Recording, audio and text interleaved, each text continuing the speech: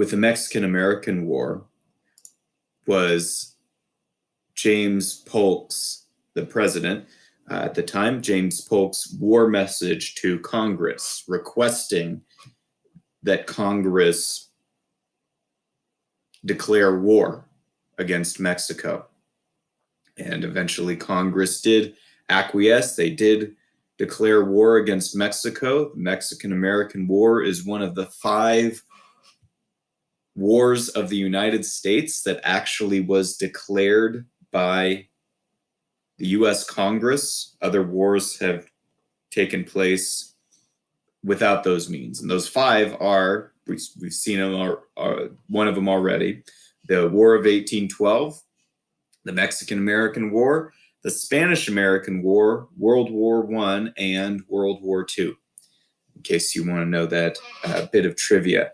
But it is important to know that because most of the wars of American history did not go through the constitutional process.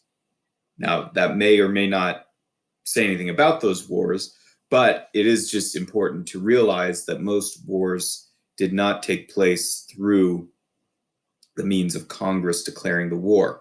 And even if it did, like the War of 1812, like the Mexican-American War, that just because the war goes through the barriers of meeting the requirements of the Constitution does not guarantee that the war is just or a good idea. That doesn't necessarily follow. It could be, but it may not be. And as we've seen with the Mexican-American War, there was some good reason to be suspicious about this war because Polk, after annexing Texas having seceded from Mexico, basically, in his mind, war with Mexico was going to be inevitable. What he wanted was there to be an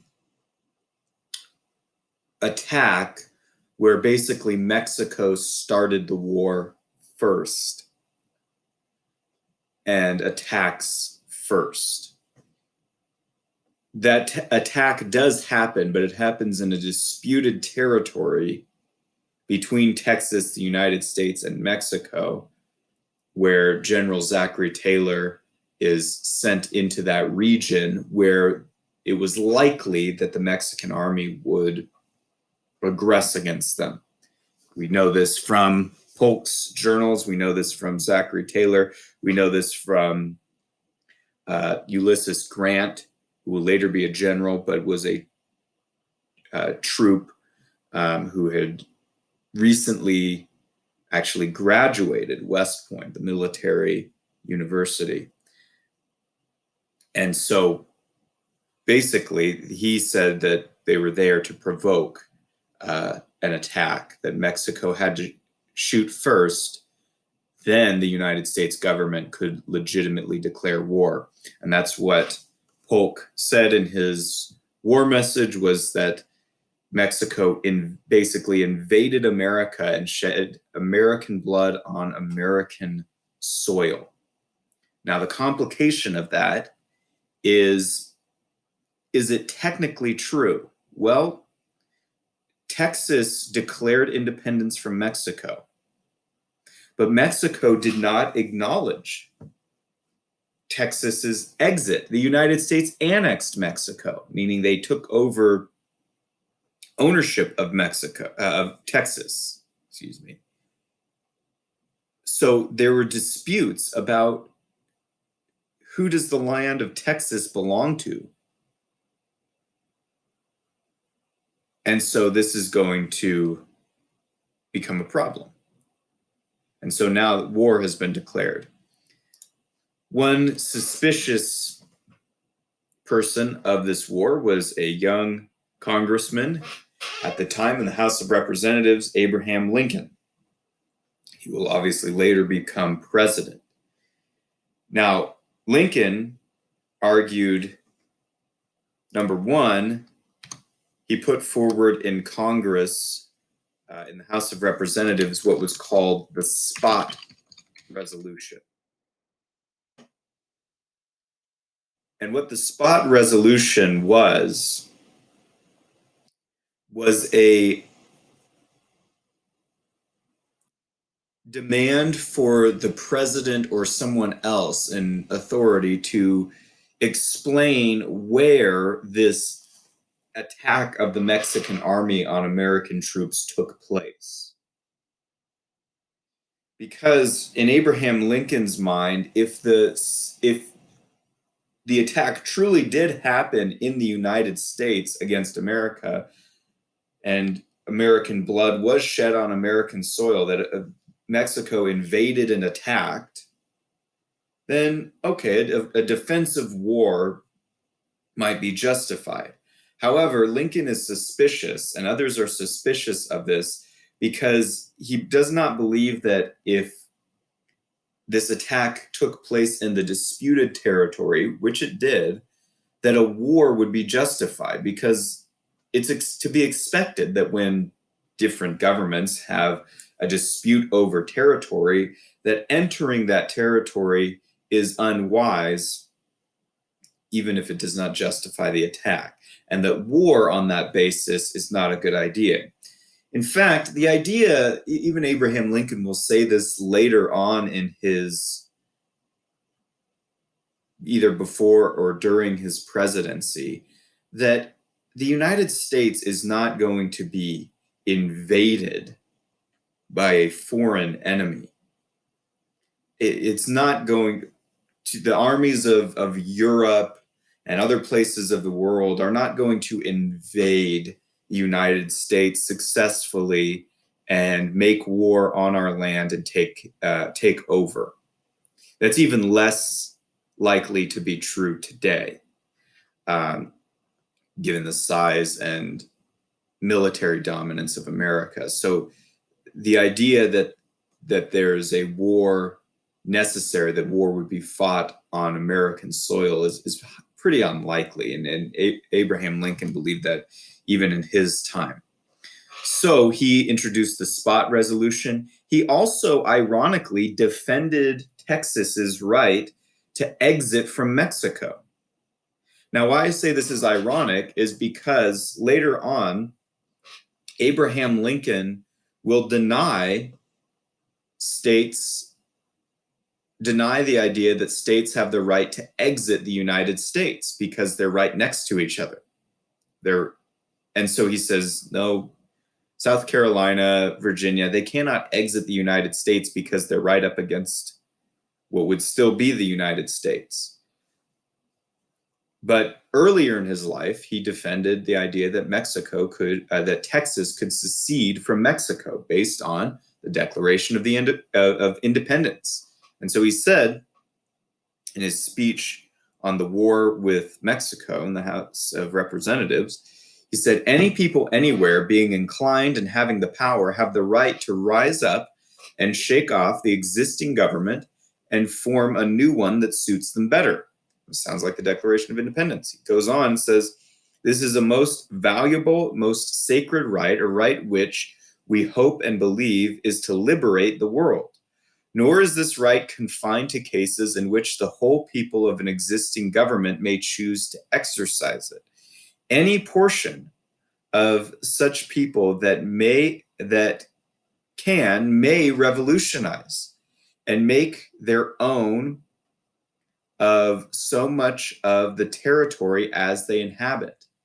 And so Lincoln is actually arguing the right of what is called secession, the right of a people on a geographical territory to exit the authority of their existing government and to form a government for themselves.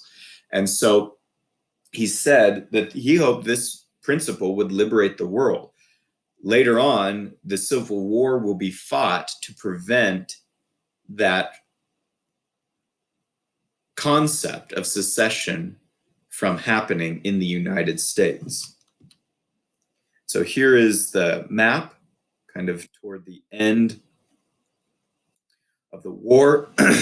Obviously doesn't show all the way down into Mexico, but the United States was a much more powerful military. It was able to march down all the way into Mexico, take Mexico City, and all kinds of other territories within Mexico itself.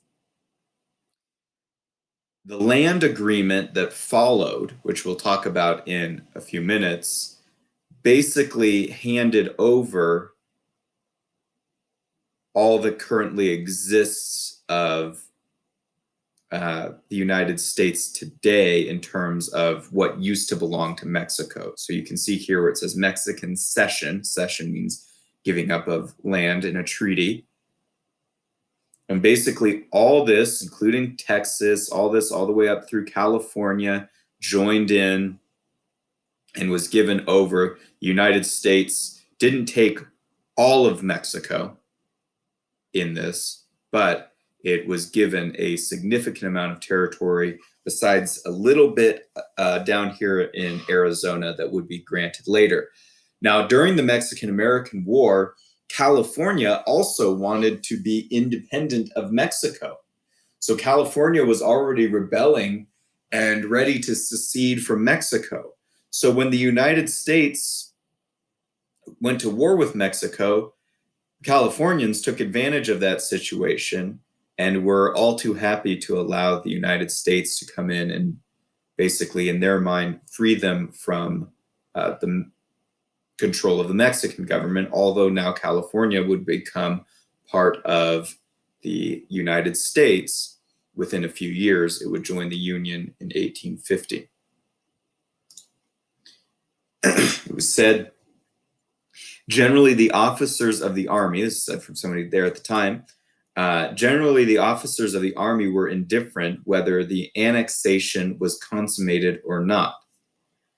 But not so all of them. For myself, I was bitterly opposed to the measure, which is annexing Texas, and to this day regard the war, which resulted, as one of the most unjust ever waged by a stronger against a weaker nation. It was an instance of a republic following the bad example of European monarchies in not considering justice in their desire to acquire additional territory. This was the assessment later on of one of the generals of the time that he called the Mexican-American War. He said, I still regard it to this day as one of the most unjust wars ever waged. It was a stronger nation basically going to war against a much weaker nation in order to get territory. And he said, this isn't what a republic, a nation that's supposed to represent its people constitutionally and be limited on that basis.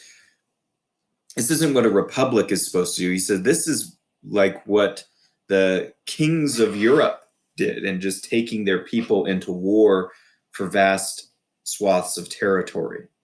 Although so-called republican governments that are after the form of a republic, actually do, in fact, engage in war quite frequently. And so this was the final kind of judgment of Zachary Taylor on this event.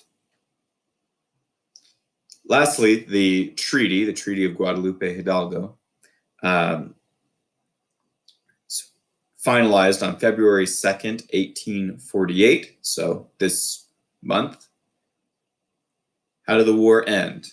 There is a land agreement between the US and Mexico. This is one of the most significant parts of it, that a lot of Mexico remained, but a lot of land was ceded to the United States government. And therefore, Polk's goal of expanding west, of moving Western territories, of allowing the railroads to